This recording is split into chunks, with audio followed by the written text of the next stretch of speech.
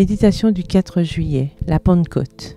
Lorsque le jour de la Pentecôte arriva, ils étaient tous ensemble dans le même lieu. Tout à coup, il vint du ciel un bruit comme celui d'un souffle violent qui remplit toute la maison où ils étaient assis. Acte 2, les versets 1 à 2. L'Esprit se posa sur les disciples qui attendaient et priaient avec une plénitude qui toucha chaque cœur. L'Infini se révéla à son Église avec puissance, comme si cette influence avait été contenue pendant des siècles. Le ciel se réjouissait à présent de pouvoir déverser sur l'Église les richesses de la grâce de l'Esprit. Sous son influence, les paroles de repentance et de confession se mêlèrent aux chants de louange pour les péchés pardonnés. Les expressions de reconnaissance et les paroles prophétiques retentirent. Le ciel tout entier s'inclina pour contempler et adorer la sagesse de l'amour incomparable et incompréhensible. Émerveillés, les apôtres s'écrièrent « Voici en quoi consiste l'amour ». Ils saisirent le don accordé. Et que se passa-t-il ensuite? L'épée de l'esprit dont la lame était fraîchement aiguisée avec puissance et trempée dans les éclairs du ciel se fraya un chemin parmi l'incrédulité. Des milliers se convertirent en un seul jour. L'ascension du Christ vers le ciel avait été le signe que les disciples recevraient la bénédiction promise. Ils devaient donc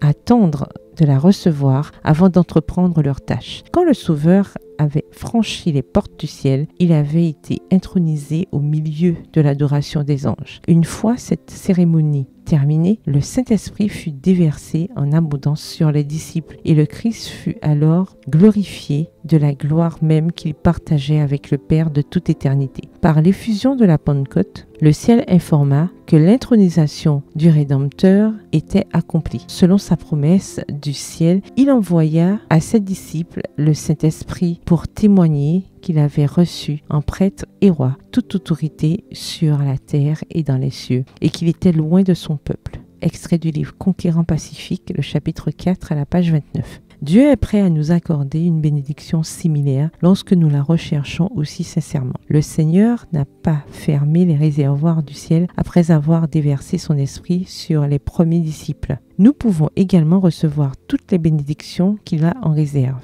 Le ciel est plein des trésors de sa grâce. Et ceux qui viennent à Dieu avec foi peuvent réclamer tout ce qu'il a promis. Extrait du livre SDA Bible Commentary, le commentaire biblique adventiste au volume 6, le chapitre acte 2 à la page 1055. Bonne soirée, que l'Éternel vous bénisse.